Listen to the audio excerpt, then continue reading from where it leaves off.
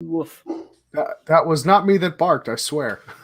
And we are live, ladies and gentlemen. Welcome to episode 77 of the Sling'N podcast. I'm TJ. And I'm Kent. And joining us tonight are three recent attendees and students.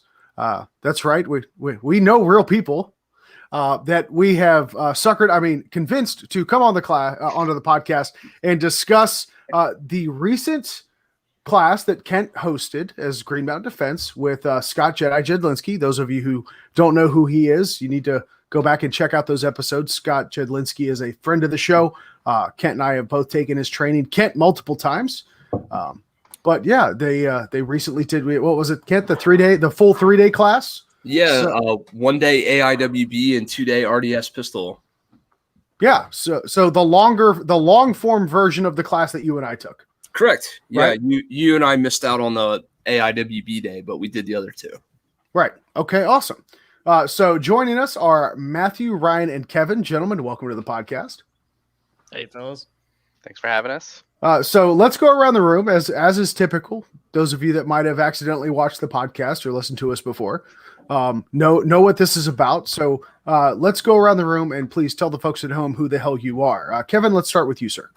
Hey, my name's Kevin. I live out by Philly area, and I work as a UX designer in the healthcare industry.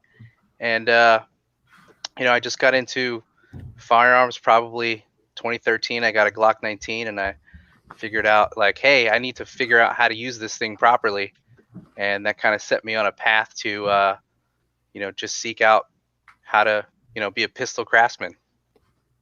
Awesome. It all starts with the Glock 19. It's the gateway Glock. I know. Ryan, how about you, sir?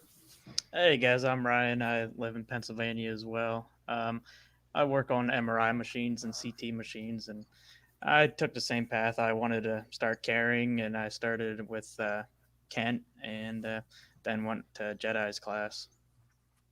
Okay. Matthew? Can I just say same and be done? Yeah, no.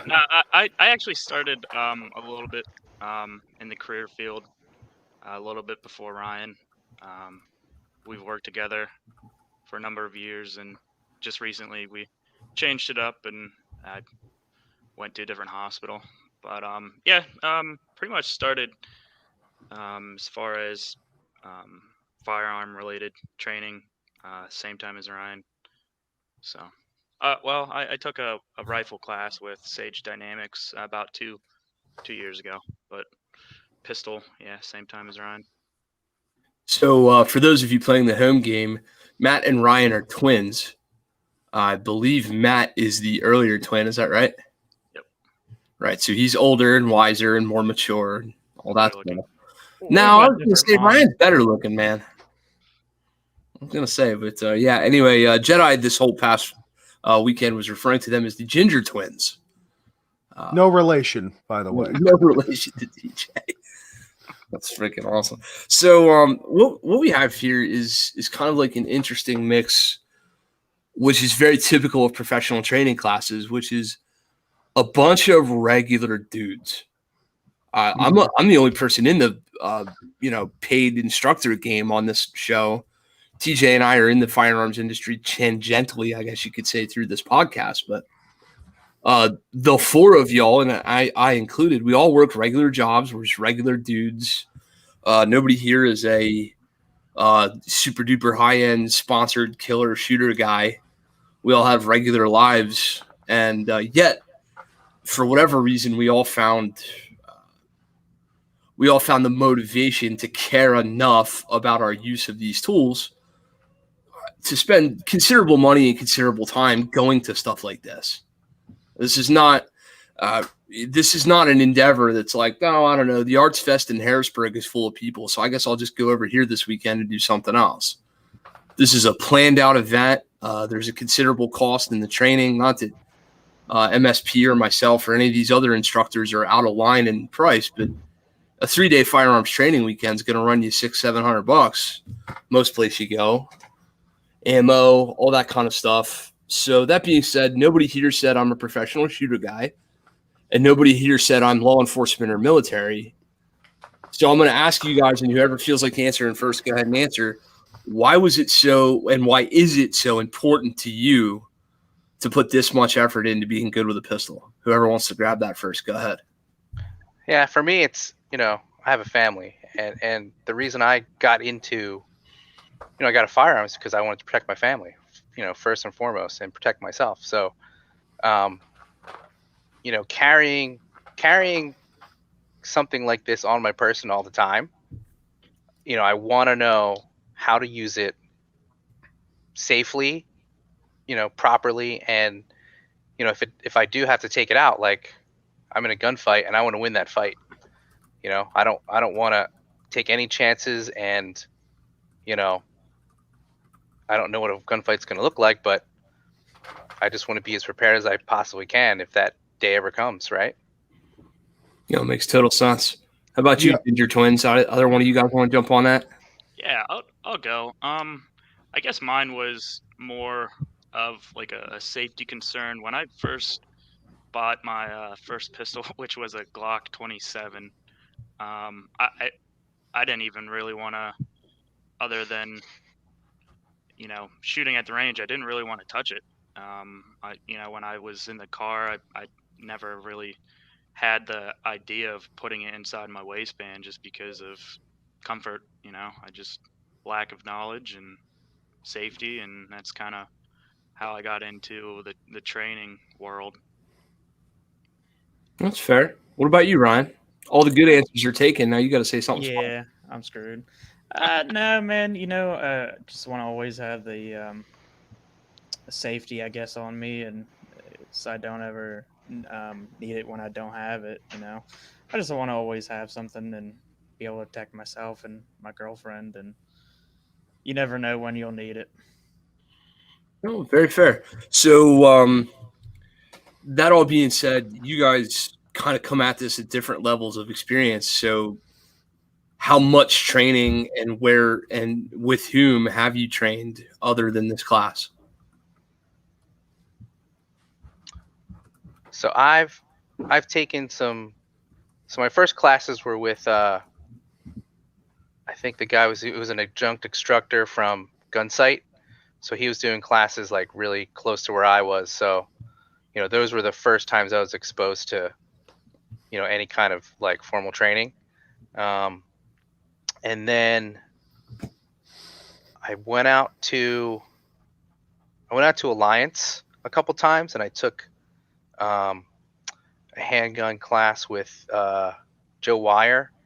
So it was like APD staff. So I was there for two pistol classes there with him, and then I took some classes with Rockwell. They're like a local. I think they're from like Lancaster area or something like that. So I took some classes with those guys. Maybe 2 or 3 pistol classes, and then I think 2 or 3 years ago, you brought out Jedi to out there, and that I was like, I wanted to get into his class, but they're always too far away, nothing really close enough in PA or New Jersey that I'd want to go to. So that was sort of like the reboot 2 years ago. Awesome.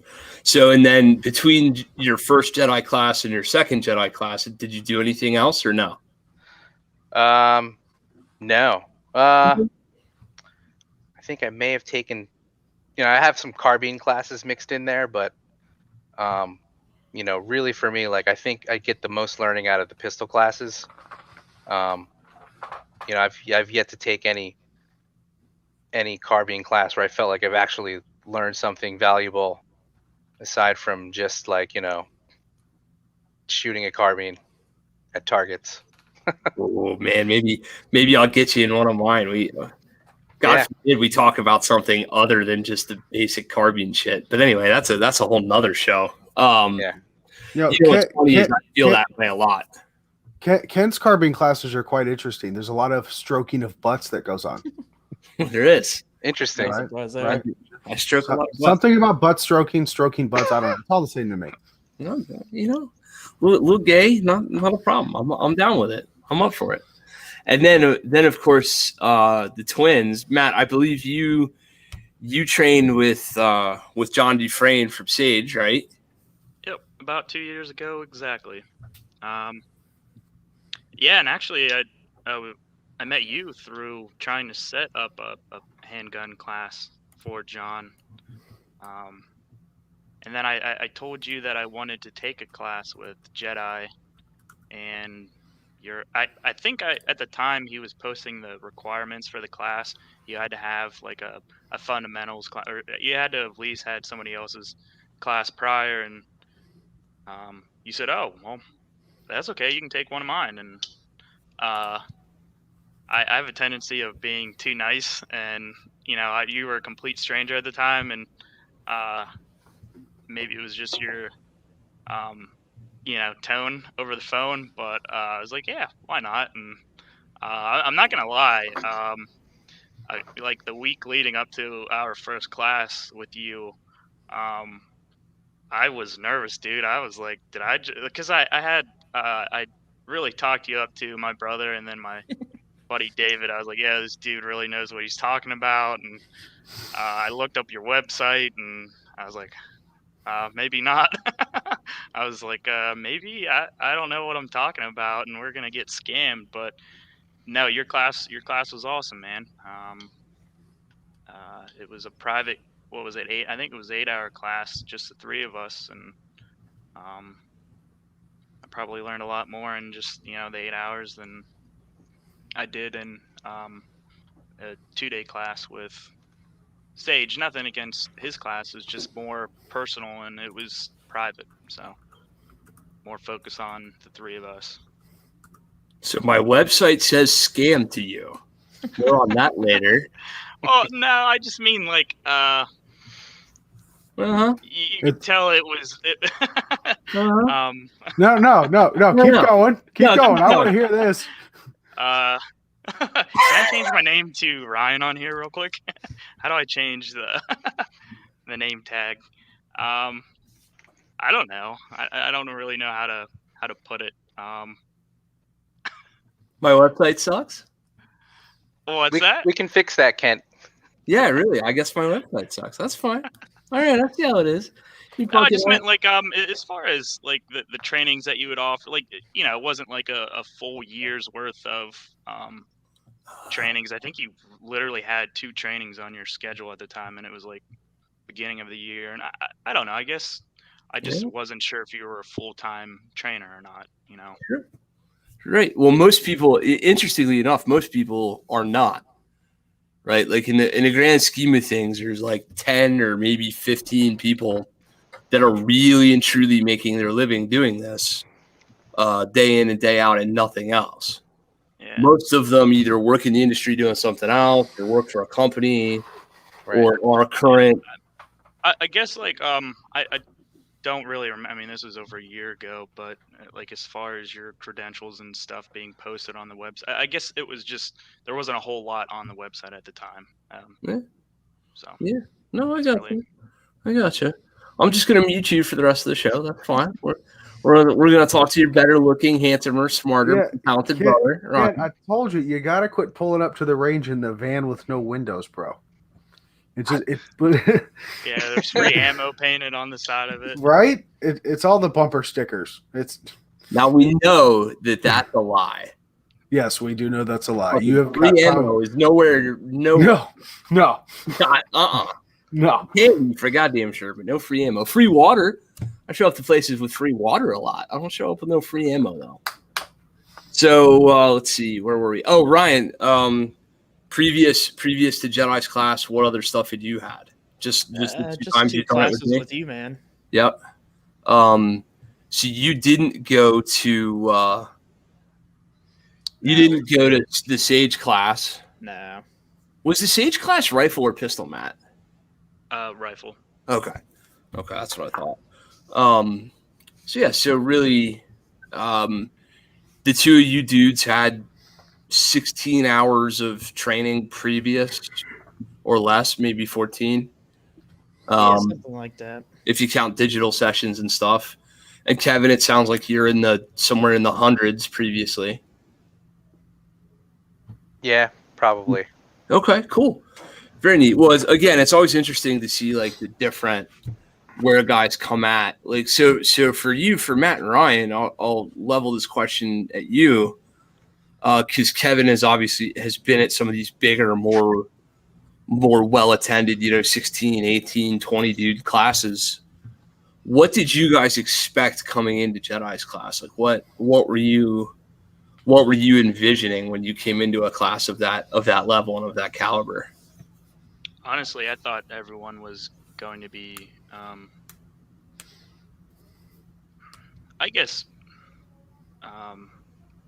well trained, or I guess, have been to thousands of hours of training, and just Ryan and I were going to fall way behind and, kind of suffer, or I guess hinder the rest of the class's learning experience. But there were some dudes that had never, I think some of them had never even concealed carried a firearm before. I think the one guy from New York, but everyone was extremely hardworking. So sure, that's a common concern.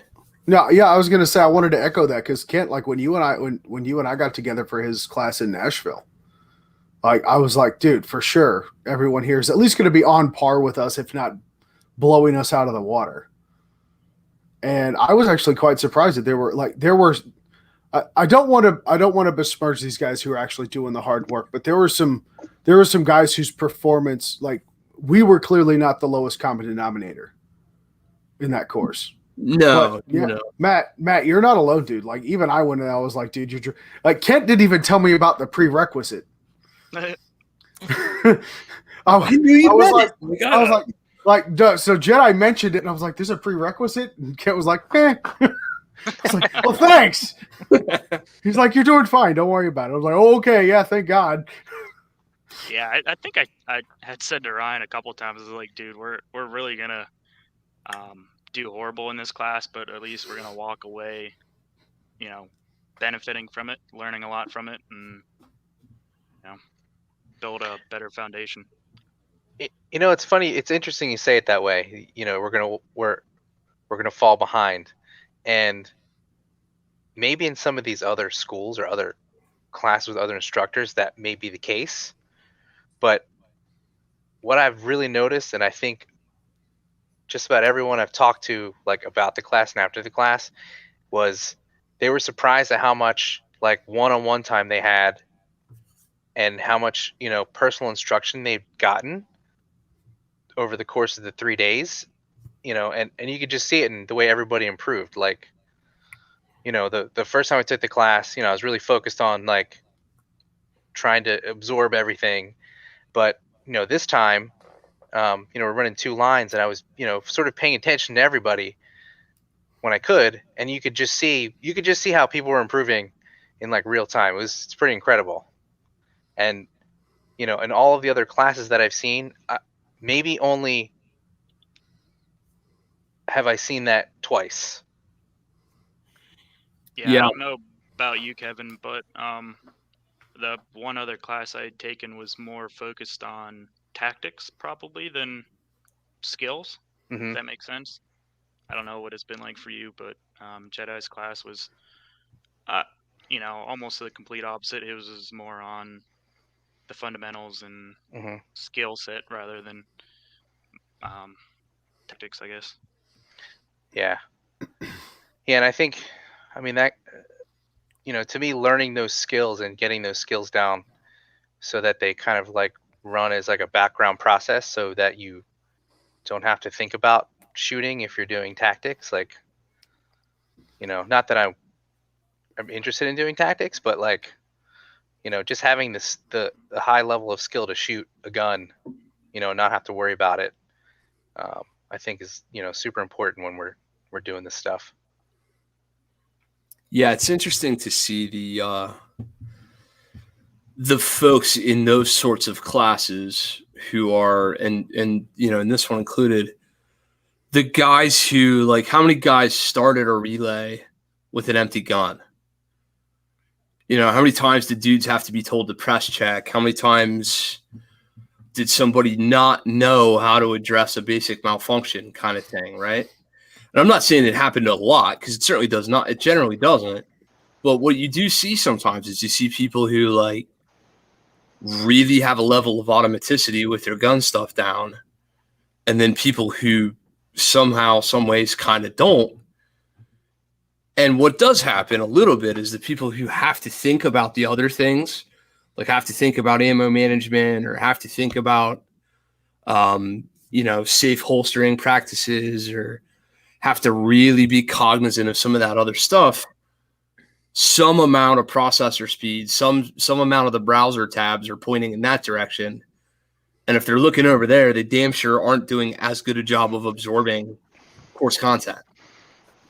Yeah. So, Kevin, I'll ask this of you, not to exclude you other two dudes, but you haven't taken it twice. So, Kevin, what do you feel like changed between the first time you saw that class, or the 2-day class, and the second time you saw the 2-day class?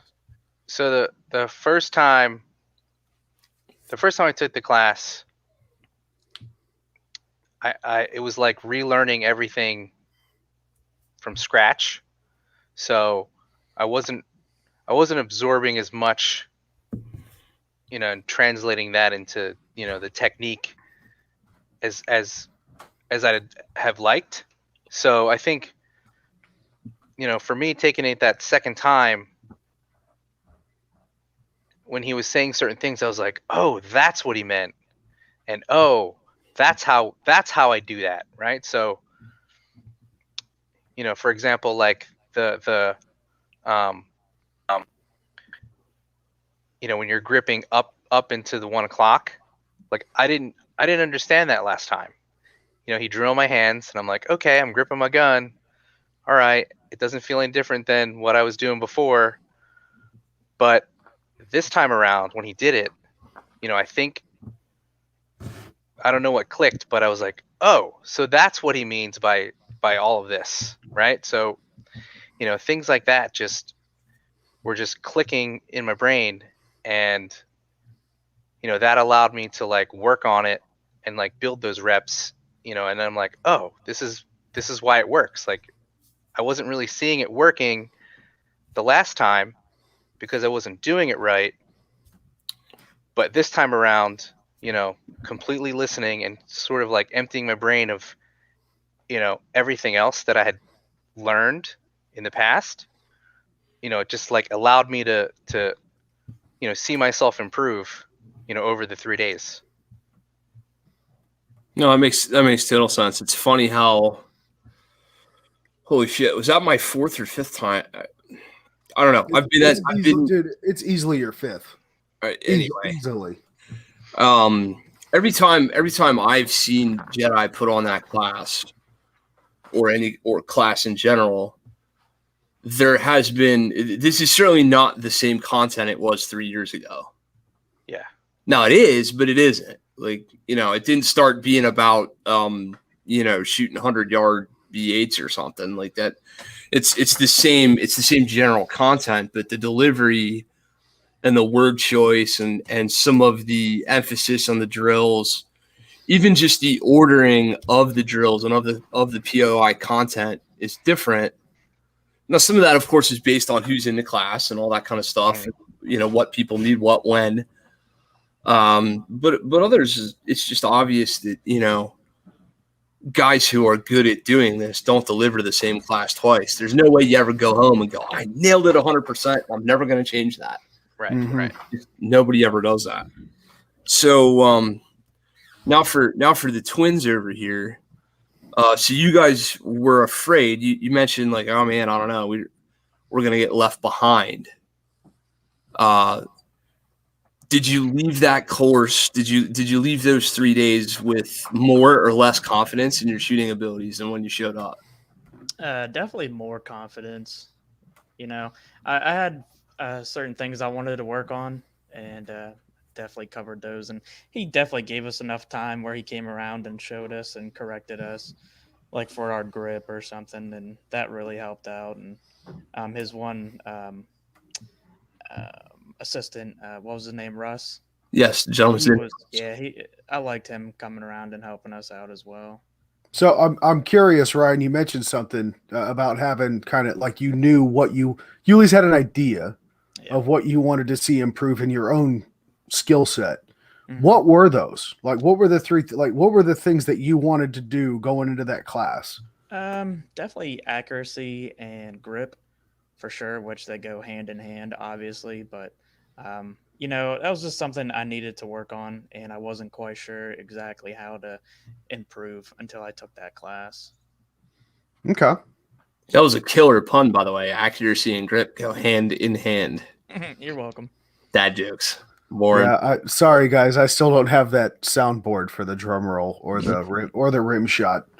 I like that. So what about you, Matt? More or less confidence? Yeah, I mean, honestly, the same that Ryan said. You know, I think we both had the same, I guess, skill level, or pretty close to it. Well, you're the same exact person. Yeah, he's right-handed. I'm left-handed, so you know we both come together and I guess make a normal, half-decent person. We're gonna actually practice, you know, shooting. His together, support you know, hand is he will- actually my strong hand. That's kind of a good idea now that I think about it. That could work. Like between the two of you, like you might be able to get one decent shot. That'd be interesting. That'd be kind of cool. So what then? Now for the group in general, what was something that you were like, oh shit, I didn't think we would get that, or I didn't think we would do that, or I didn't think I would do so. Like, what really surprised you? So for probably, go ahead. Okay. So for me, I always have, you know, Jedi calls it the cougar, and that dude is always in my head, always. Yep. And I didn't think I could ever get, well, at least tone it down. But, you know, that's something I just couldn't, for some reason, I couldn't, you know, keep him quiet. He's like, come on, dude, you got to move. You got to go fast, you know? And then I'm doing, you know, I'm racing with like 14 splits. Like, you know, can't be doing that stuff. But, ask Kent next time you guys get a chance. Ask Kent to tell you the story about how we did. Did he do the little like mock USPSA stage at the end of this? No, he didn't do that one. Ask Kent how mine went. About changed my name to Mike. That damn cougar came out.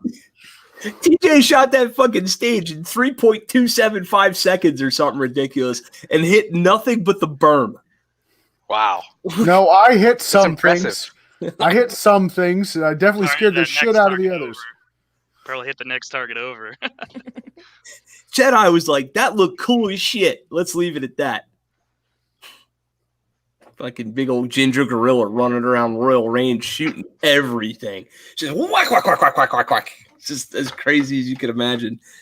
He holstered, turned around, looked at me, and goes, I don't think that went well. I said, I don't think it fucking did either. Well, no, because it was incredible. It was what made that funnier was in the beginning, Jedi was like, you know, whatever the fastest time is, I'll beat it by, I think it was like a 1/10 of a second or whatever. It was something crazy. It's like 2/10 of a second or whatever have you. And then I post up a sub 4 second time. He goes, shit. And then he went and looked at the targets. He's like, well, he's like, I don't have anything to worry about. It's fine. Yeah, I'm okay. Oh man, that was pretty funny. I got excited. I'm sorry. Oh, you did. Yeah, and that's what happens. Yeah. It's in your head. It's like you gotta move, you gotta go fast. So I'll tell one on myself. I perform significantly better when I'm in charge of a range than when somebody who I respect and care about their opinion is. Like a little bit of that, like being evaluated by somebody else who matters to me. that really messes with my head. So that's my version of the cougar. When guys, and actually, truly, even TJ brings that out in me, and I don't mean that in any other way, but I really care what TJ thinks of me as a person. And I'm always judging you. Yeah, that's true. But we really and truly are best friends, right? So shooting with TJ is like, oh shit, I got my A game up today, right? Like I gotta do real well for my boy here.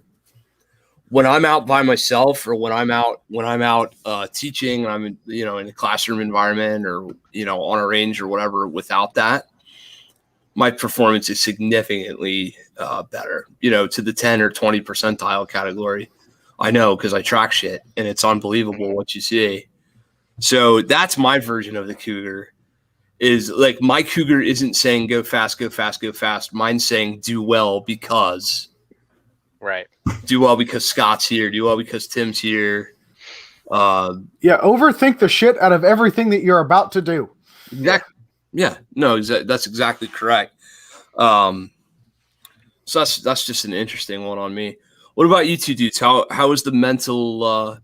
Actually, real quick, seeing as y'all were with me before with Scott, what I got to say is that, like, I kind of knew you guys were a little nervous. And I must say, you did fucking phenomenally. Like, Thanks, those nerves didn't come out and manifest in unsafe gun handling practices or silly mistakes or danger. Like, sometimes when people are nervous, they don't just quote unquote underperform or whatever. They scare somebody.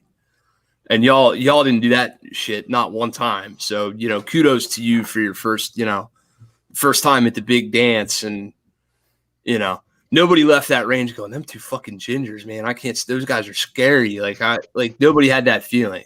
So y'all did great. So don't worry about that. But how about the mental stuff for you guys? I mean, how long was it into the weekend before you were able to relax and actually enjoy the class without nerves?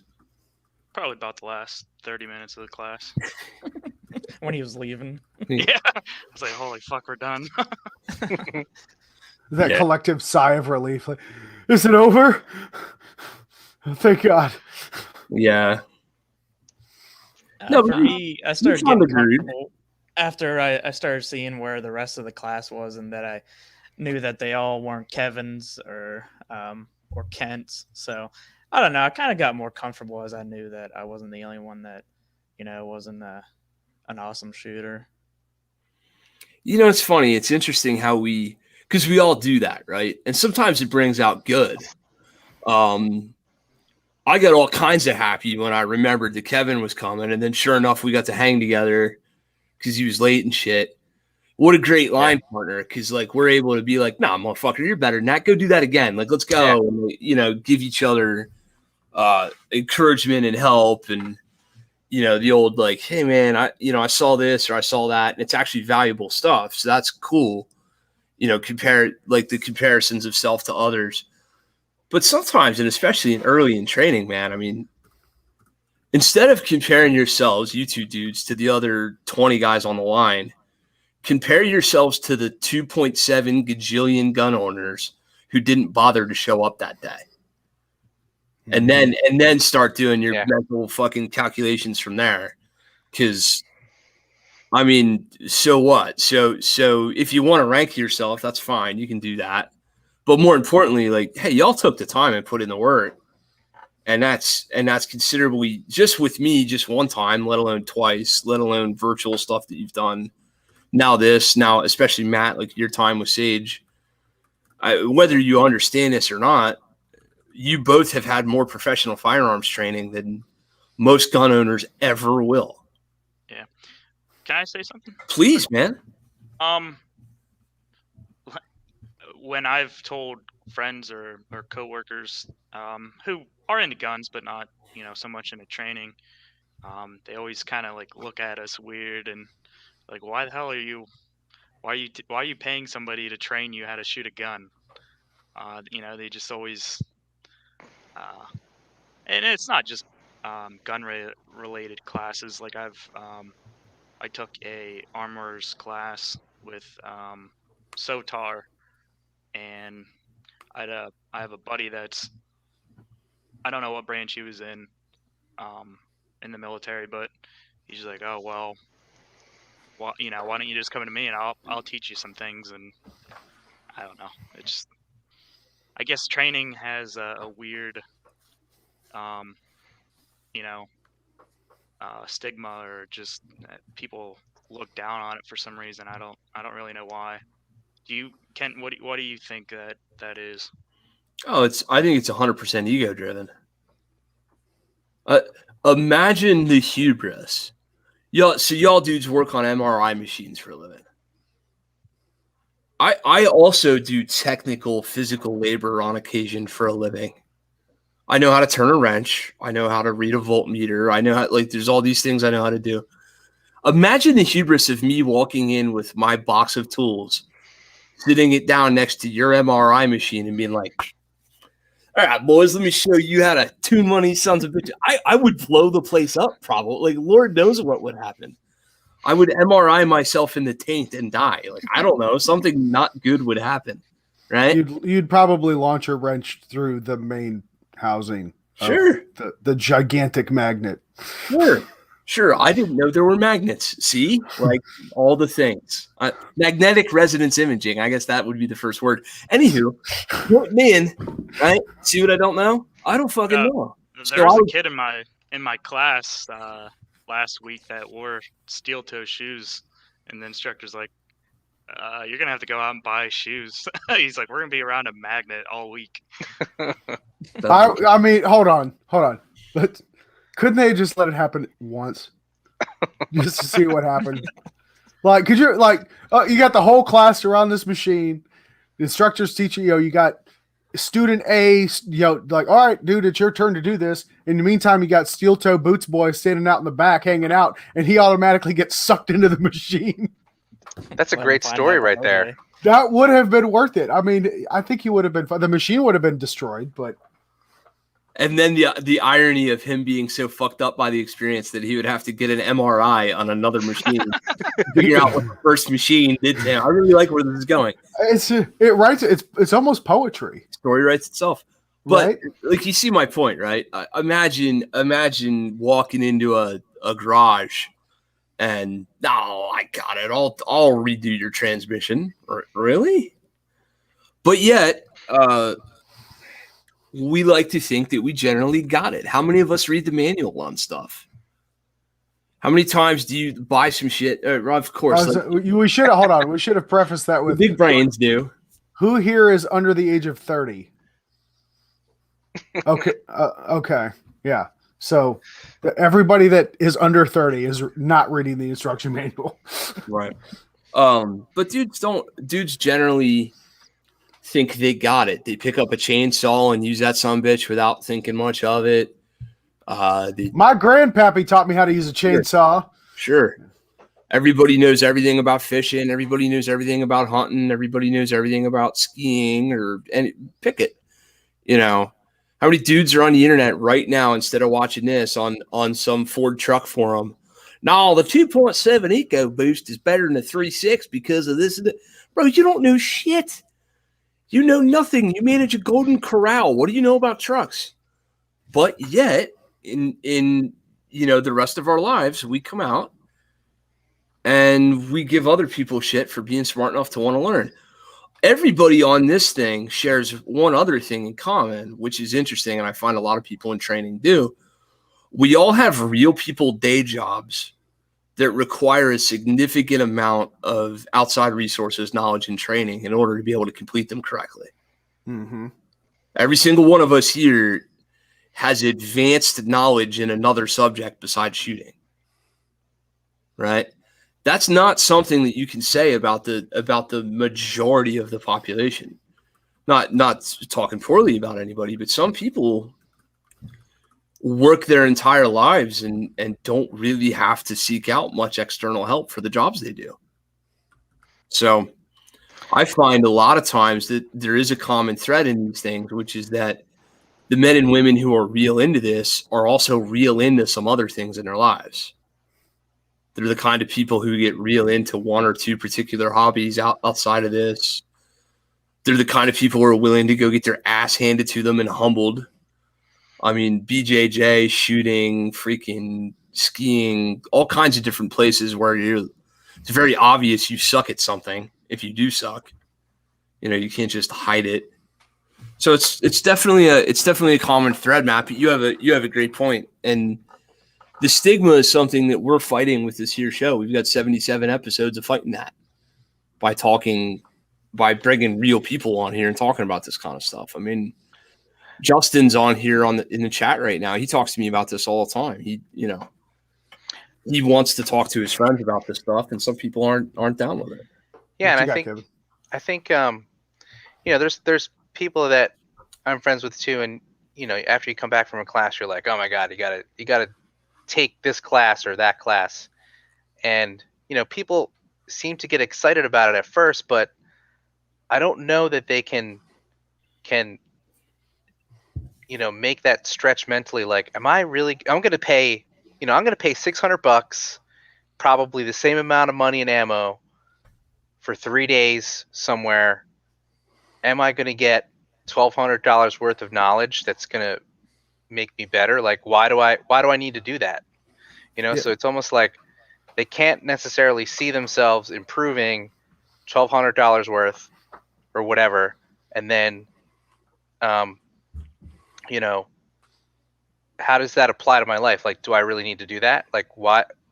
I'm not trying to be some high speed dude. Like, why do I need to learn how to do this? So I think it's probably a little combination of like, is this worth it for me, for my wallet? And, how do I apply this in my daily life? Do I need to? Do I care? Kevin, that's an interesting point. Let's pick that apart, because I'd like to hear from each of you answering that question, right? So what do you get out of it? How does it apply to your daily life? And I know we kind of addressed that a little bit with why you guys carry a gun to begin with, yeah. But with regard to why do you make the investment in training, right? I mean, naturally, I would be like, my natural response to something like that would be, well, you paid, $100,000 for that highfalutin Ivy League college degree you got to get a job starting out at $75,000 a year. So you're inherently starting out net negative, right? But where was the value to it? It didn't apply to your daily life at the time. It wasn't until after you got out of college that it started applying to you. So I want to hear it from each of you guys. What made you decide to make that investment to go get firearms training? Yeah, I mean, for me, it started with, I've got guns. I've got to be safe around my family if I'm going to carry them, and safe around the people I'm around. Because if I, ND into somebody, I'm liable for that, right? Like, there goes my family's livelihood. If I shoot myself by accident, there's their livelihood, right? So, for me, it's just being safe with it, and once you take one good class where you see yourself learning, it just creates this drive, at least for me anyway, that I need to keep doing it. Like, I need to, I can't stop learning. I don't think I'm ever going to get to the level where I'm happy with, what I'm doing, because every time I'm taking a class, I'm learning something new. It may not be as much in, one class as it is in another, but at the same time, like, there's still some learning happening, and, I'm going to decompress and sort of like pick apart what I've learned in that class and see how it applies to me, how I carry myself every day. Okay, Ryan, what about you? Pretty much for the same reason. I mean, if I'm going to carry, I want to know how to in the best way. If I'm going to carry to protect myself or the people that I'm with, and it's definitely worth it. I mean, if you want to be able to use a firearm, I think it's worth the $600 or whatever you're going to pay just to, be confident and safe with a firearm. So I think it's worth it. Matt? Yeah, after, I don't know, probably 5 or 6 years of just kind of being self-taught, and no real formal instruction, I found myself hitting a plateau. I wasn't I wasn't getting any better, and I guess I just wanted to get more knowledge from real shooters. I mean, you can only read about it and watch so many YouTube videos before you just,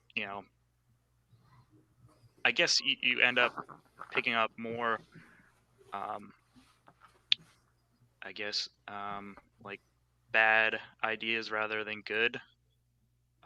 And then I had a lot of friends and family that looked to me as, um, you know, a way to get into firearms, and I just wanted to be held to a higher standard. Yeah, very, very good point, right? Like And I had to beg. I maybe not beg, but I had to really hound on Ryan and my friend David getting into training. They were kind of like half into it, half not. Ryan probably was more interested than David. It's a lot of money, time. I mean, especially if you have a family, it's time away from your family. I mean, you could be doing a lot more interesting things than being on a range for 3 days straight in the sun. And certainly a lot more comfortable things, right? yeah, Especially for our ginger complexions. Yeah.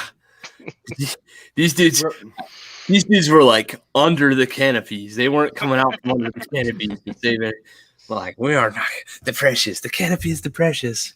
So Yeah, and my ginger ass spent the better part of 5 years in a desert environment. yeah, crazy. It's the reason I stay in my dark basement. I'm safe here. Yeah, it's very comfortable for you. No sunlight. Oh my goodness. All right.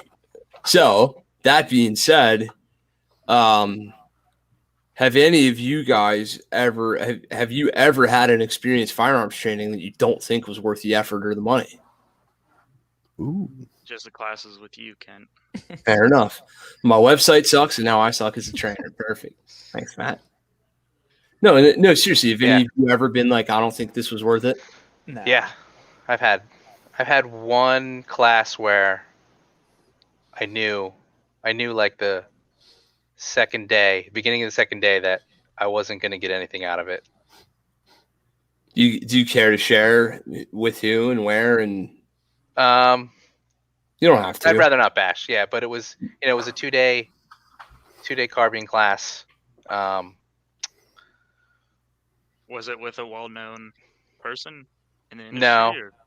No, not really. But by the second day, I realized, like, okay, this isn't helpful for me, and it's not really helpful for the other students. It's basically like, here's, do these drills, and then it's like drills, some story time, some more drills. Here's some more story time. All right, it's lunchtime now. Let's have some more story time, and then we'll get back and do some different drills. And then, we'll put some barricades up, and then you can do some more drills, and then there'll be some more story time. So, it's like a lot of story time mixed in with drills. And the beginning of the second day, I was like, I could do this minus the story time on my own.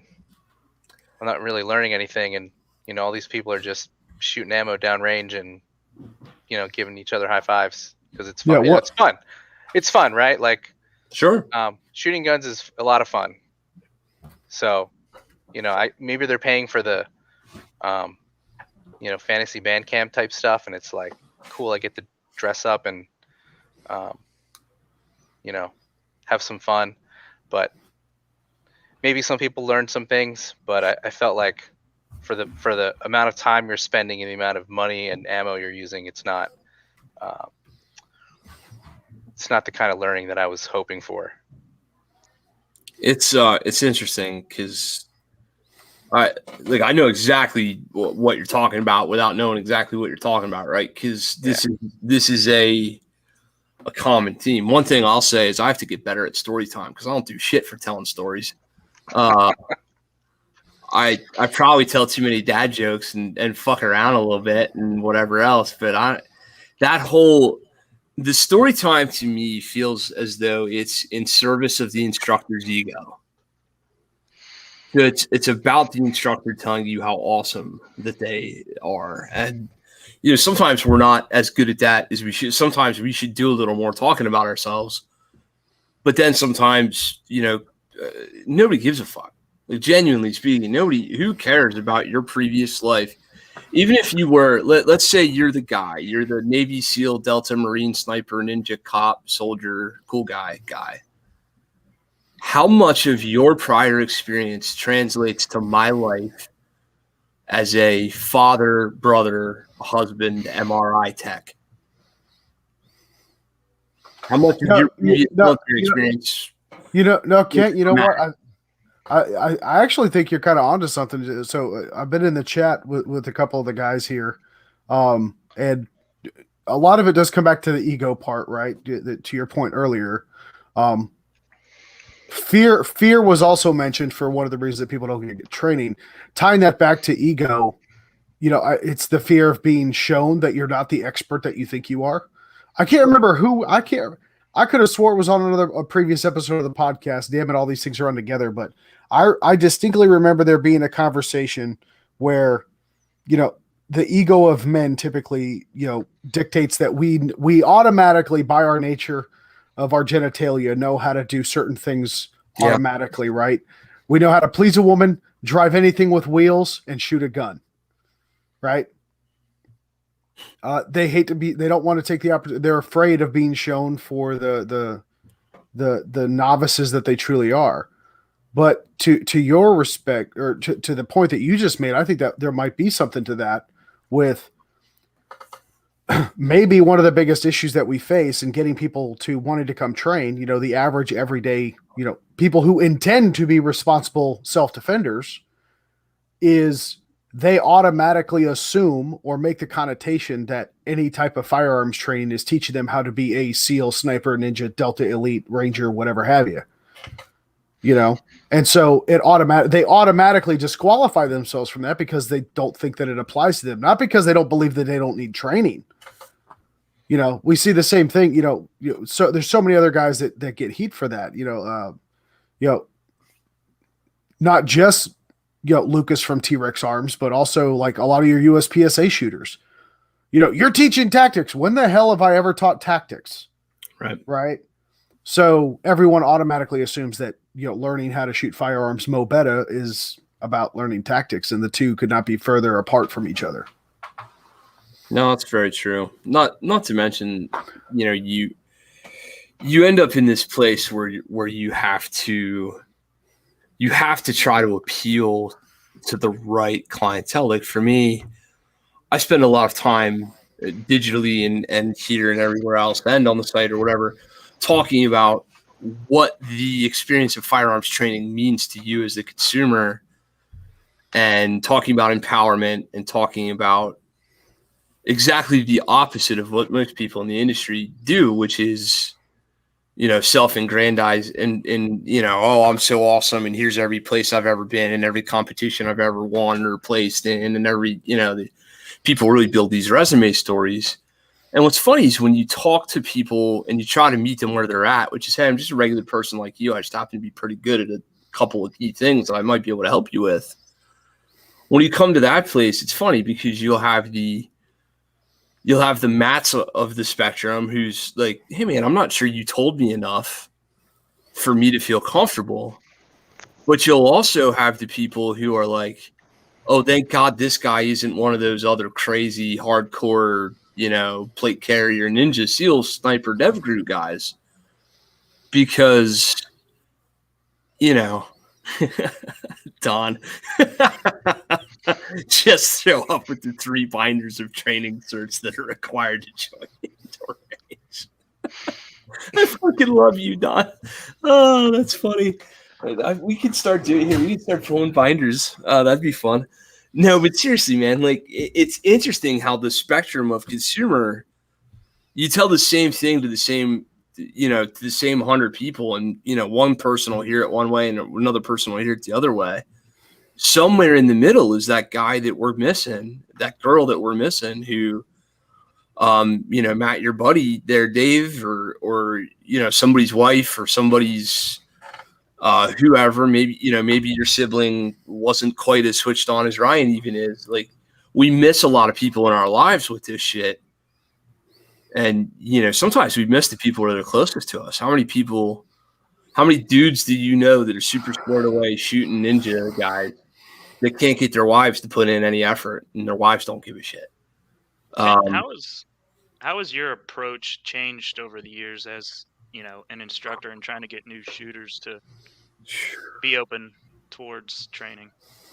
Man, I initially, so the over the years, my first approach was just to try to be the best shooter I could possibly be and hope that people would follow me. You realize that your market is basically, you get anywhere from people who are almost as good a shooter as you are, if not sometimes better. Some of them become your AIs. Like, Justin is starting to outshine me in a couple key metrics of shooting, right? That's awesome. That's good to see from a teacher's perspective. How many people are man enough to bring that person and be like, hey, let's bring them into the fold instead of like trying to suppress that. So that's, sometimes it's not always about being the best shooter. Sometimes being a better communicator seems to matter more. Just because you're a great shooter doesn't mean you're a great teacher or instructor. Correct. And vice versa. Exactly. Yeah.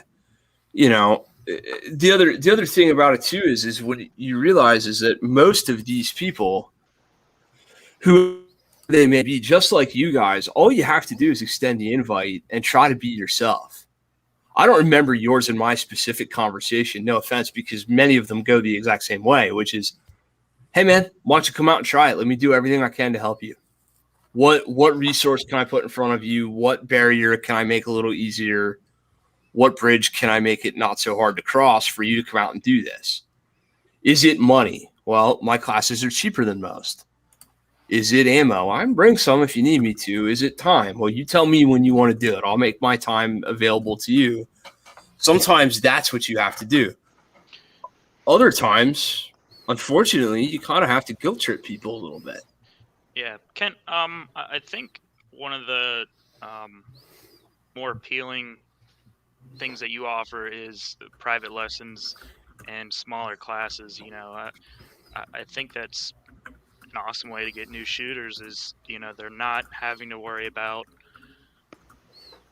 complete strangers judging them.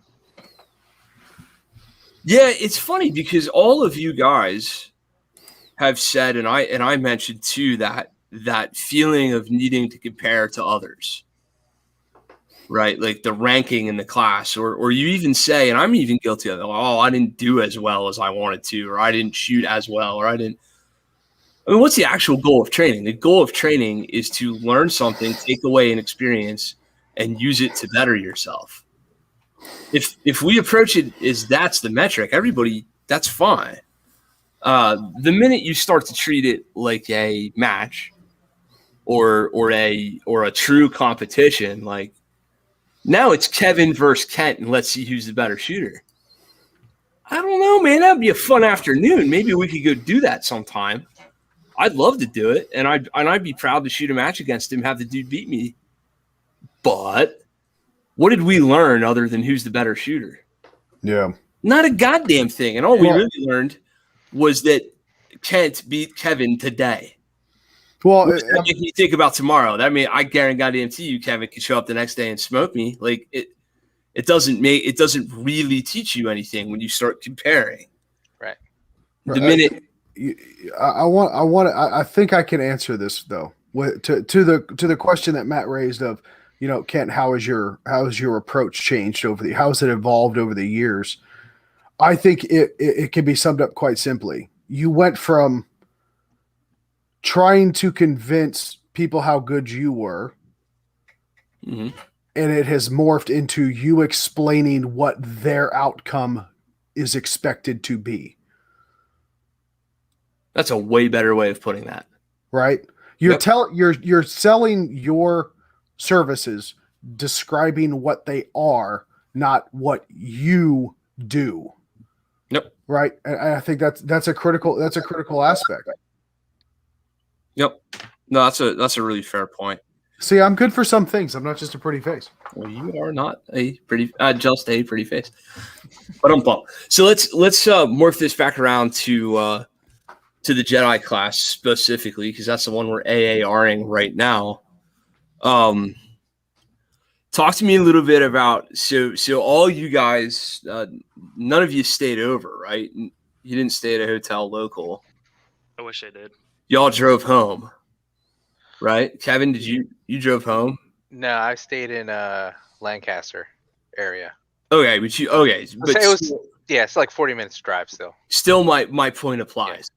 So somewhere like on TD1, especially for you two dudes, for the ginger twins over here, you're driving home on TD1 and you got somebody in the passenger seat or whatever, and you're like what was that conversation like? You know what I'm saying? What were you two doing? Were you so smoked and exhausted that you were like jerking off to MRIs? Were you just talking about other stuff that had nothing to do with what we went over? Or were you like, man, that was crazy? Or were you like... I think I had asked Ryan, I said, dude, if we shot our guns into the bore of an MRI, where do you think those bullets would go? Okay. I would like to know the answer to that as well. That'd be interesting. We just, I guess, discussed what we pulled away the most from the first day, or even the subsequent days afterwards. We walked away saying, hey, this is where we need to improve. Yeah. Were you jazzed up? Were you exhausted? Were you frustrated? Were you... Yeah, but I was running on like a milligram of caffeine. I was pounding the energy drinks pretty hard. Yep. I know. Seriously though, just a mainline drip. I did drink like a rain the very first day, like in the morning, and Jedi had us raise our pointer fingers up, and my hand was shaking. I was like, that was a bad idea. Yeah, that'll happen. That will happen. What about you, Ryan? What was going through your head leaving the range on those subsequent days? And like, every day it seemed like everything had a purpose. You know, it wasn't just, hey, do this, do that, just because I said so. It was, everything had a purpose. And at first, if you didn't think that everything had a purpose, he explained it, you know, just like your grip or why you needed to be faster, or, you know. And I thought that was awesome. You know, some classes, there's not a purpose to everything. Just like what Kevin was saying, he took that class and it was just story time and, hey, let's just shoot guns. Tactical masturbation. With your buddies. With your buddies. What about you, Kevin? You were driving back to Amish country. Yeah, so, for me it was, I was stoked on just like picking up one thing that first day that I did not pick up the last time. And I was like, holy crap, this just like is a game changer for me. What was that? That oh shit moment. It was the stab. And I was like, how did I not pick up this stab thing the first time? Like it just didn't occur to me. And when I saw him, when he demoed it, and I was like, let me try this. Holy shit, this fucking shit works. Isn't that funny? Well, yeah, and by the way, for those of you playing the home game, Kevin is being intentionally vague. We're not going to give away the secret sauce here. Yeah. So if you're curious what the hell he means by the stab thing when referencing a gun class, modernsamuraiproject.com. You're registered, go take it. Yeah, I was like, how fast can I get back to the hotel and try this and dry fire this more? See, that's dedication. I didn't want to dry fire shit when we got home. Dude, so funny story. When we got home from TD1 at TJ's house, I was having some holster difficulties going through my progression of being less of a fat man at that time, and I'm still being less of a fat man. So I was having some holster troubles. So I was like, "Oh, let's go home and dry fire." And TJ was like, "Fuck you!" I'm like, "Oh, okay, all right." Like I was kind of like hoping we could do some dry fire. He was like, "I'm gonna go home. I'm gonna look at my pretty wife. I'm gonna pet my dog, and I'm gonna eat a steak. That's all I'm gonna do." Like there was no. It needed to digest, man. There was a lot to take in. TJ was not dry firing shit. It is a lot to take in, though. That's true. Yeah. Well, that's just kind of the way that I learn things, though, right? So, I can become a knowledge sponge. I can soak it all up, but that shit's got to dry out eventually, so that the sponge can get back to a neutral level where it can absorb more. Yeah. Right. So I've got to let that stuff. I've got to take time to reflect and really try to understand and comprehend that my adult ADD is a son of a bitch. Right. So by taking that time and letting it kind of digest and bake into my brain, it helps me retain it better. Right. Because I guarantee you, as soon as we went home and Kent knows I've got little IPSC targets posted up in my basement. We could have easily come home and replicated the whole TD1 course right here. But as soon as I would have even gotten set up for that, I would have immediately brain dumped everything that Jedi taught us that day. He got home, took his gun off, didn't even clear it, hurled it against the back wall of the bedroom. Oh, it wasn't that bad. I ain't doing none of this shit. It wasn't until my wife burnt the steak that I threw the gun across the room. That did not happen. The steak was amazing. And I'm deathly afraid of my wife. I would never do such a thing. I would eat that burnt steak with a smile on my face. Yeah, you best eat that burnt steak because she is a saint. Let's see. Where were we? Oh, so then you're like you made it home. You're tired. You're smoke checked. Did you all like hit the bed and go straight out Zonker Town, or were you laying there running, visions of shit through your head and thinking? And so that happens to me a lot. Everybody get to sleep right and come back, or were you like? I imagine the Ginger twins in like opposing bunk beds. Oh, they morphed into the one Ginger that they are when no one's looking. Something. Crawled into our race car bunk beds. Just gonna say race car beds. That was good. No, but like seriously, did y'all go home and like pass right the hell out, or did you go home and think more about shooting? Yeah, I went home and thought about shooting and what we were gonna do the following day. Nope. Yeah, that's all I think about is shooting. So it was just the same.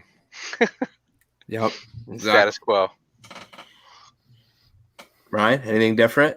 No, I was way too excited about how much we were learning and how much knowledge we were taking away from that class. I think I slept maybe 6 hours for the first 2 days, if that. Yep. So. Yep, that happens a lot. I mean, that in and of itself should be a testament, though, to Jedi's course. Yeah. I mean, Kevin's taken it more than once, and Kevin and Ryan have said nothing about, nothing other than they were excited to learn more, to continue working on the skills that they had identified for themselves that they wanted to work on, right? I mean, that alone serves as testament of value to what Jedi's offering. Yeah, it's interesting from the outside perspective, from the perspective of a host or a primary or an adjunct instructor, when you're there, but the experience isn't really about you necessarily. It's about the rest of the dudes around you. It's really cool to like, you're sitting there in the morning, you got like, I was there every morning at like 7, and you're there and you're hanging and the targets are up, the range is clean, everything's fine. And you start seeing dudes roll in on day 2 and day 3, And it's interesting to see that, like, you know, there's some dudes that are rolling in and they're like, let's fucking do this. Like, let's go. They're all happy. They're all excited. They're all, you know, they went home and they drank their protein shakes and they freaking, you know, did their cardio and their keto and their fucking yoga and whatever else they do with their lives. Then, of course, there's the dudes that, you know, the beer to water ratio the night before wasn't quite what it should have been. And you see them like come a tumble wumbling into class like 5 minutes before the bell rings, like, oh, what are we doing today? Like, where are we? Who am I? And then you see the guys in the middle who are cautiously optimistic and nervous, and or at least like putting a lot of thought into the experience, which actually I think fairly all three of you dudes fall into, where you're like, you roll in, I'm like, hey man, good morning. You're like, good morning. Like, oh, this guy's fucking, there's a lot in this dude's head right now. Like, I'm gonna leave him alone and not like bust chops or hang out or try to be silly. I'm gonna let my man go do his Cobra Kai for a minute. And you all kind of, all three of you on TD2, less so on TD3. By the time the third day rolls around, you're pretty comfortable with your surroundings. But on the second day, you roll in and you're like, all right, I'm gonna really buckle down and learn something today. It's interesting to watch that dynamic. And of course, like from our perspective, like doing the class dinners and the, you know, going out to dinner, you know, with the other, you know, with the instructors and stuff. And it's like, you know, you're like, oh, I know. I at least know that everybody that's here working got to bed before 10 and nobody went out and like hammered the liquor too super hard. I wonder if we could say that for all the students. It's kind of funny. Like you will see some people roll in and they're like, man, this is rough. Like they'll have a rough day. I don't think you guys had anything at all of a rough day. Like you guys were pretty good on the beer to water ratio and seemed to get enough sleep and all that. It sucked though for you two dudes. You guys probably should have stayed in town, huh? Would have been cooler not to have to drive. Yeah. Yeah. So let's see. One more question. What do each of you believe? Actually, two more questions, maybe three. What do each of you believe was your biggest point of improvement over the 3 days? Whoever wants to jump in. For me, it was definitely the grip and probably being able to find the dot faster, you know, with the grip, you know, with the pinky and being able to how to draw and find the dot. Yeah. Awesome. What about you, Matt? What was your biggest improvement over 3 days?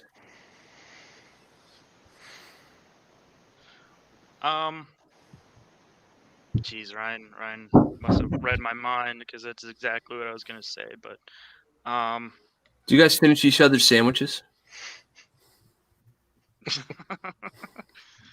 Yeah, we definitely finished each other. Well, this just took a turn. That's why I like these guys. Great.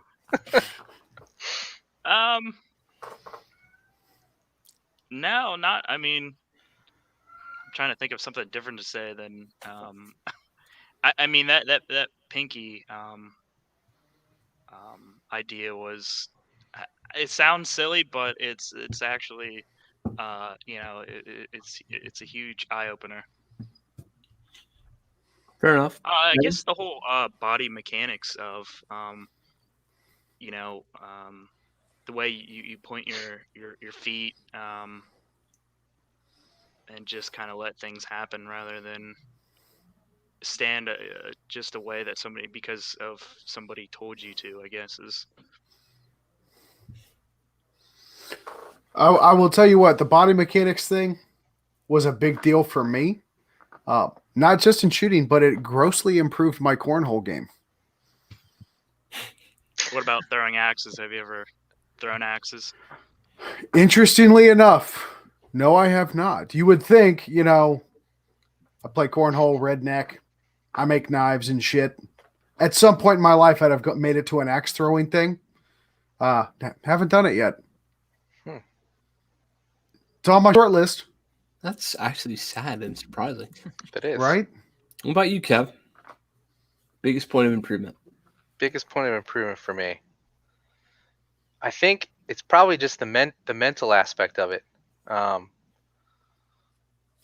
think by the end of, actually the beginning of day 3, I in my head I was just, hearing him say like, just focus on the process, and I planned like, all right, I'm just gonna do this day this way, and I'm gonna shoot how I'm gonna shoot, and I'm not gonna try and focus on, being fast or whoever's got what time. Like, I don't care. I'm here for me to like focus on the process and not really, try to beat some other dude, because I'm trying to beat myself, and if I don't know what my baseline is because I'm trying too hard, or I'm trying to go fast, or I'm trying to, beat somebody, then I'm not really, working for myself. I'm working for, whatever it is at that second that the beep goes off. Yeah, I found myself focusing too much on the dot, and or at least prior to the class. So I think that was something that I've really pulled away from the class. Awesome. So then finally, we wouldn't be doing our jobs if we didn't ask what was a point of disappointment for you? What could have been done better from a teaching perspective? What could have been done better from a hosting perspective? What if there was something, and like, I mean, whatever, I'm sitting here, Jedi's going to watch this later. It is what it is. Like, if you truly are like, man, y'all should have done X, or I wish we would have done whatever feedback you have, I know Scott will be interested in it, and I as well am. I know Russ will be. So if you've got something where you're like, oh, this was a point of opportunity, now's the time. Let us know it. I don't have anything. Yeah, I don't either. Nothing negative. So this might be a little nitpicky, but good. Thank you for somebody doing one. I felt like the lines, like we're at the 5 or the 10 or the 7. I felt like when we were doing the individual stuff, like people weren't trying to keep them, sometimes people were moving back a little too far or going a little too far forward, and we never really knew where the line was. And I felt like, this may or may not be helpful to people, because if you're trying to do something at do a test at 7 yards, but you're at 8 yards, like, is that making it harder for you, or, Yeah, I don't know. Just something I noticed, and I, because there was one point where I was, going all the way to the other end of the line, just watching people, and, I'm like, oh, these guys are like, they look like they're a yard or two too far back. Yep. Does it matter? I don't know. Sure. I think it absolutely does. It's funny is we do the whole like, we'll mark it off with target stands. We'll mark it off with cones. We'll do whatever. Yeah. But really what that is that's 2 known good points at either end. And then what happens in the middle gets a little weird. Yeah. I'll tell you, I'm going to invest in like one of those, best I can say is like soccer field painters. Yeah, I was just about to say, dude, just do like a chalk paint line or something. Like one of those machines that you run, because that's because I mean you run into that in even indoor, because ours was in an indoor range, and I mean it was marked all to hell, right? You got lines everywhere. You get 3, 5, 10, 15, 20, everything in between, but there's nothing on the damn floor, right? So you're relying on that one dude who might be the slow kid in class, right? To look over and go, yes, I think I'm on potato, right? like no, dude, look, like take a step. You're gonna make my brother cry. No, it definitely does happen though. Like how it absolutely happens. How many times was like, from behind the line, it's so easy to see, and then you walk up and you're like grabbing dudes, being like, "Go on," or like, "Come back here." This isn't hard, but it is because what are we focused on? everybody in the thing is listening to that same cougar, right? Everybody there is like, don't fuck it up, don't fuck it up, don't fuck it. And then like in your head, it's don't fuck it up. And you're not even like, all of a sudden your vision went from this to this and got so narrow that all you're looking at is your own target. There could be, everybody else could have walked off the line and gone and got the cheeseburger. And you could have left one dude standing there just like, I'm going to burn it down. I'm going to burn it down. I'm going to burn it down. I'm going to burn it down. Standing there. We're taking a break? Shit. Yeah. Kent, there was one thing I noticed, and I kind of would have maybe like to have spent a little bit more time on, was like holster setup, or I had seen one guy's he had his gun in his holster, appendix, and it was like flapping over his belt and almost, and it's not, I wouldn't really say that's Scott's responsibility. I probably should have said something to him, to the guy, but maybe a little bit. I mean, you don't even have to spend that much time on it. Maybe just run through everybody's setup and just look at it quick. I mean, that's more of a safety thing too. That, I don't know, maybe that doesn't make sense. Maybe it does, but Matt, that's an interesting point. And Kent, I mean, I'm kind of picking up what he's putting down. I think it would be incredibly valuable for the experts in the industry, Jedi, i.e., as an example, right? That have the level of involvement and hands-on experience. Just take away the credentials, right? The pure amount of hours and experience that this guy has teaching the material that he has put together, right? Just through sheer experience makes him probably a pretty damn good guy to listen to when it comes to, maybe holster mods or those little customizations. I know the guys at Filster, they've got a YouTube video out that has like a little clinic where it shows them going through like all these different symptoms and issues with people's holsters. Like, oh, this one's too uncomfortable. This one digs in too much, or it doesn't conceal as well. I think there'd be a lot of value added. Even just adding that is like maybe even like an hour block of, hey guys, we're going to address everybody's problems right here. And these are some modifications you guys can think of. If it's a problem now, let's talk, for safety issues, let's get you guys set up with some loaner equipment, right? Because we want everybody to be safe. But in the time between tonight and tomorrow, there's bound to be a Walmart or something open where you can go get these small things that you can get to modify your holster to make it safe or more comfortable or whatever the case might be. I think that'd be I'd buy that DVD. Yeah, man. Some of it, it's funny. So like he did a section on holster stuff. Classroom set, like he sat in the front of the room and like talked about specific holsters and showed his MSP Pro model holster and talked like, so he did a lot of theory on it. And I will say this, Russ and I ended up turning some wrenches on a couple people's holsters. Cause Matt, you're 100% right. Like there was some stuff that was like, come here a minute. Like we gotta talk about what you got going on there. And, definitely, yeah, because I think there was probably 5 or 6 people that said this is the first time I've even carried appendix. Yep. No, I think you're right about that. It would be potentially a valuable investment to do like an individual gear check, like have the primary instructor go over everybody's individual stuff. That would, I mean, you lose time in the POI somewhere. You always do. Like, so you dedicate another hour to that, you lose something else. And ultimately it's up to the primary instructor to decide which of those 2 hours is more valuable for the majority of the people in this group. And that's a call that you just got to make, and change is dependent. But I will say, man, I'll tell you what, a few people came to me for just quick little adjustment help, and 2 gentlemen spent considerable time back at the like makeshift bench I kind of had going on, like making changes to that stuff.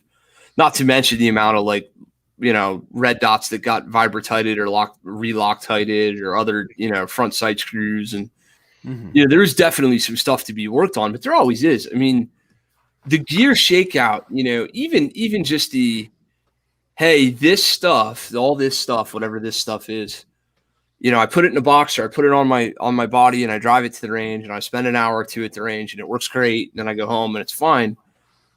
That's a whole different thing than we are going to put in 24 hours over 3 days of using the shit out of this stuff. Yeah. Then you see what does and doesn't really work. I retired a gun during this particular class. Did you really? My 3-year-old Glock 34 will never see the light of day again in a training class. Wow. I literally had a moment where I was like, I'm a better shooter than this. And I went back to my box of guns and went, what the fuck gun am I going to pull? Fine, it's Scott's class. I'll play with the PDP. So and then started performing even with a gun that like I haven't drawn so much and whatever. Started being like, oh, hey, there's my group. Oh, hey, there's my zero. Oh, hey, there's my B. Like, yeah. So I want to interject here real quick for the folks playing the home game. Kent and I, no kidding, had a conversation over the phone. What was it? About 3 weeks ago, Kent, where you were like, dude, I think I shot the barrel of my Glock out. So when he says he retired a gun, he drove that bitch till the wheels fell off. It is in the safe. It will not see the light of day. I've done everything. I've changed springs. I don't know if the frame's fucked. I don't know if the slide's fucked. I even did change a barrel. I even confirmed it by then after class, taking every other gun out and outperforming that gun. Like every goddamn other, like a bone stock G34 was running better than my highly customized. I don't mean running as in like reliability. I mean, hey, my zero group went from a zero group to a coordinate group and then back to a zero group. Like, it's obvious that whatever maybe it's the dot on that gun, maybe it's, I don't know. Like, I might someday fuck with it a little bit more, but right now I know I picked up a PDP and then haven't put it down since. And I mean, that's not a plug or whatever for Scott's thing. I also earlier tonight I just did real well with a Smith & Wesson 2.0 core gun. I was like, wow, I really have let this gun go too far. So yeah, I mean, everybody retires gear during classes. Everybody brings a holster out that in theory works great, and then it sucks in class. Everybody has some screw loosen up on them. Anybody who is on the internet right now telling you that they have X many gajillions of rounds through something and has never one time ever had anything come loose or as a prop, they're fucking full of shit. Yep. But what modern machine? You two dudes, how many MRI machines have you ever seen that never broke? But yeah, yeah. You wouldn't have a job.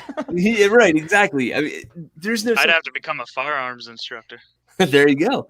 How many, my Ford has 300,000 miles on it. I ain't never changed the oil.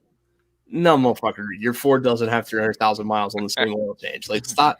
Like, whatever that conversation is, it's kind of bullshit. So, yeah, Young has a great point on here. Devil's in the logistics. That applies to some of the stuff we were talking about earlier, but also applies to the, everybody thinks it's like cool guy story time when I talk about a box of guns, but no shit. It's like, hey man, sometimes you need a box of fucking guns. Like, it would really suck not to be able to go through class. I mean, how many guys go to class and only bring the one gun? Like, they bring the gun and the couple mags. You better hope some real shit doesn't happen that takes that thing out of the weekend. You're borrowing a gun. Half the time I bring all that shit is so that I can. I mean, y'all saw me. How many? Oh, do you have? Yep. Like, whatever you need. Yeah. Because we're here to support you. We're here to keep you, operating and shooting rather than fucking around with your equipment. Right. So that's not easy to do, but it's important to do. All right, man. So here's what we're going to do for tonight. We're getting up to that time, to wrap up time. So what we're going to do is we're going to ask you guys for some general reading recommendations, the three of you, and not necessarily gun related. If you guys are reading something or have read something that you think is worth it, hold on. Ryan, reading is that thing you do with the black squiggly stuff on the white and you flip. Well, sometimes some people do this thing. Some other people like pull the binders apart. And anyway, if you're reading something and you think it's worth it, now Ryan's going to come out with some like hard ass scholastic shit that I've never heard of. He's going. Oh, by the way, encyclopedia. the book that I wrote, Kent. Yeah. Right. So he's like, well, I'm a 4-time published author, so. Well, I can't even fucking read, so I just watch YouTube videos, to be honest. Perfect. Anybody got any reading recommendations? Fahrenheit 451. I didn't start it yet, but I want to. I bought it and just haven't had the time to read it yet. I just a classic. Awesome. Okay, that's a new one. Nobody has said Fahrenheit 451 yet, so that's pretty cool. Kevin, you got anything? So it's not something I'm reading now, but it's something I read last year. It's called The Indifferent Stars Above. Ooh. Yeah. It's no idea. I'm gonna have to Google me that shit. If you've ever heard of the Donner Party. Yeah. So it's basically an account of that. Awesome book. You know, it's really about, I think the underlying message is, you know, be prepared for your journey, whatever that journey is. You know, sad book. People were eating themselves. Got stuck in the Sierra Mountains in like, you know, one of the worst blizzards ever. And yeah, pretty sad and fascinating account.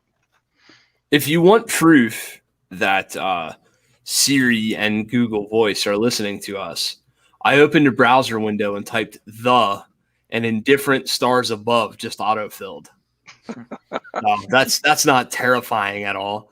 But what's really weird is when it shows up on your doorstep tomorrow morning. Right. I mean, I am gonna Amazon's it probably, but yeah, that's cool. All right, and then how are we gonna do the charity thing, TJ?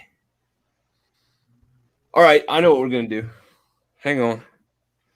We're gonna do the Jedi method, random number generator. Each one of you dudes pick a number. Go. 69. I was gonna say that. 24. Okay. 13. All right, cool. Kevin, pick a charity. Number was 7. Charity. Can I just say FPC? Sure, man. Absolutely. Yeah. Cool. So the charity of choosing for tonight's show is the Firearms Policy Coalition, www.fpc.org, where you can support various gun rights related causes and legislation and all that. Join the fight for gun rights. So TJ, did you do a shirt for tonight's episode? I did not. Bum, bum, bum. I typically, I'll tell you what. So we'll use one of the original Gunfighter shirt, which is one of my original designs that is on our Teespring store. We will donate all proceeds that shirt to fpc.org. So head on over to teespring.com, check out Sling'N podcast. You'll see original Gunfighter on there. It's quite obvious which one it is. And yeah, that's it. That'll be the one. Awesome, man. Thanks. So before we do our shameless plugs and promos and all that stuff, any of you guys have any like last minute thoughts, questions, anything that you're just like, God damn it, Kent didn't say or didn't ask me or whatever, and you want to get that out, or anything you want to plug or give a shout out to or say hi to mom or anything like that, go ahead and do it. My mom won't listen to this garbage. So. What about Ryan's mom? She might, dude. No, seriously, anybody got anything last minute stuff? Thanks for having us, fellas. Yeah, man, absolutely. Ken, thanks for absolutely. Thanks for what you're doing for the shooting community. Thank you, man. You know, holding that class, I don't know too many people that would have gotten that involved. So, thanks. Thank you, man. I appreciate that. What about you, Kevin? You got anything? Yeah, just thanks for having me. Awesome time. It was a good time in class with these two knuckleheads too. But I just do have one plug. So my buddy Chris, he runs Ghostmen Designs. So Okay. he does Safariland holster mods, and he does So if you've got like a PDP and they don't make a holster for your gun and a light with a dot, he mods them. And he also makes these cool little portal things. I don't have one on my desk, but it's basically like a plug replacement for the bottom of your Safariland, so it lets debris and dirt and whatever just fall out. So when you reholster your gun, it's not, holding you up. Yeah, and I it just still picked one protects up. the lens on the bottom. Yeah. Cool Pretty stuff. Alright. Yeah, that's all I got. Awesome. I tried to Google Ghostman Designs and instead closed the browser window. That's Oopsie good. doopsie. But 32 anyway, ghosts. that's pretty cool. So I'm gonna have to look them up. So he mods Safariland stuff. I heard you saying. Yeah. Uh, Jedi actually posted about him, I think, a couple months ago. yeah. So wherever Justin probably fell asleep by now, but Justin's having problems with his Safariland holster, and he won't trust me that I know how to modify it, even though I made the exact modification on my holster. Maybe go find Ghostman Designs and let him do it for you for money. Yeah. Fucker. Won't let me do it for free. Let him do it for money. So that is www.ghostmendesigns.com is the Yep. That's it. not men though. Ghost Men Designs. Yeah. Ghostman. Yeah. So MEN. So very cool. We'll have to reach out to him and get him on the show. If he's your boy, hit him up and tell him he can come on here if he wants to. He was supposed to be in class, but he got scared. Oh really? You got scared? No, he didn't get scared. He had some issues. Okay. But Well, let's whatever, make the connection. We'll get him. Yeah, we'll get him absolutely. out. Really cool. Well, listen, here's the PBS pledge drive hour, right?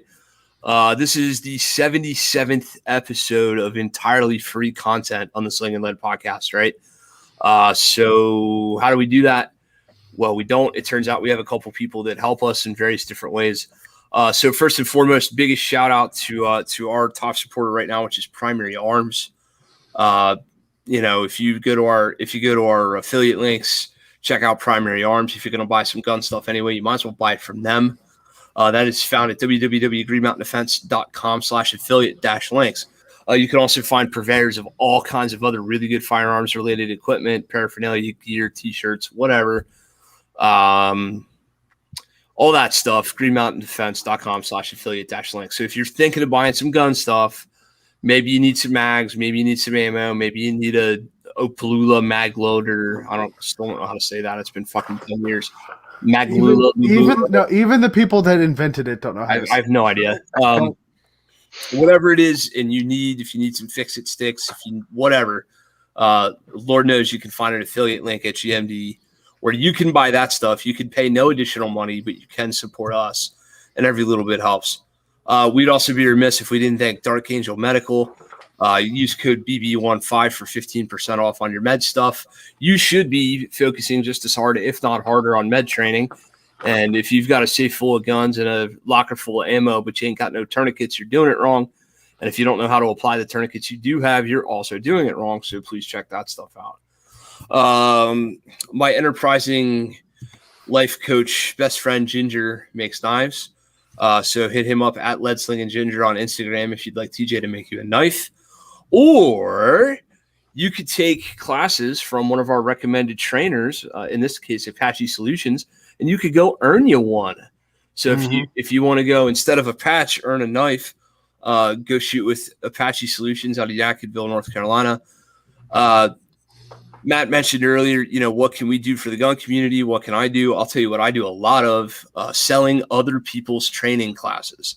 So I'm going to run through a list of people you should be training with. And if you haven't, you are remiss. Go see Ashton Ray out of Pittsburgh, 360 Performance. Yes, Pittsburgh, here in Pennsylvania. I'm repping a local competitor, quote unquote. Here's Phil Groff's t-shirt at Vigor Training. So go train with Phil Groff from Vigor. Train here locally with me, www.greenmountaindefense.com/training. Man, I got Tim Herron coming in here. I got Bill Rapier coming in here. I got Jedi coming in here. That's all upcoming yet for this year. And if you've got somebody that you want to see us host, please hit us up about that. We wouldn't be doing a justice or a service without mentioning the other great trainers that have been on this here show.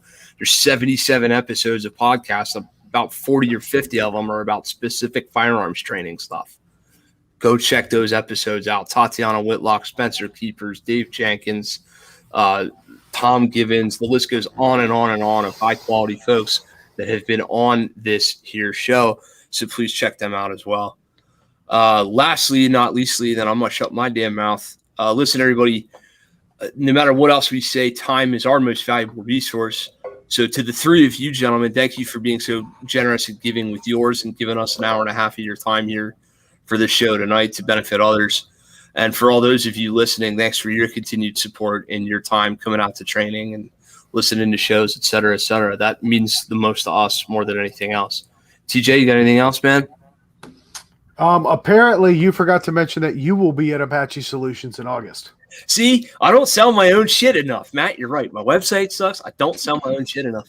Apache Solutions. Yeah, man. I'll be down there August 15th teaching. What the fuck am I teaching at Apache Solutions? Oh, defensive pistol metrics.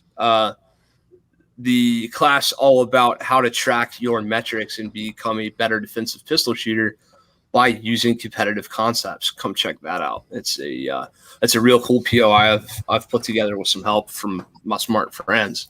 So that's going to be a pretty enjoyable time. That's in Yadkinville, North Carolina, August 15th weekend. It's a Saturday and Sunday weekend. That's available at greenmountaindefense.com/training. Thank you, Zach. By the way, hi, Zach. Zach's one of the AI dudes down at Apache Solutions. You should go learn how to shoot from Zach. And if you don't learn how to shoot, you'll definitely learn how to do terrible things to your friends. So, there's that. What were you going to say, TJ? Something smart in the show, maybe? No, that was all I got, man. You covered it. Gentlemen, thank you all very much for joining us on the show. Until we see everybody again, take care of yourselves, take care of each other. God bless you, and get out and shoot. Thanks, dudes.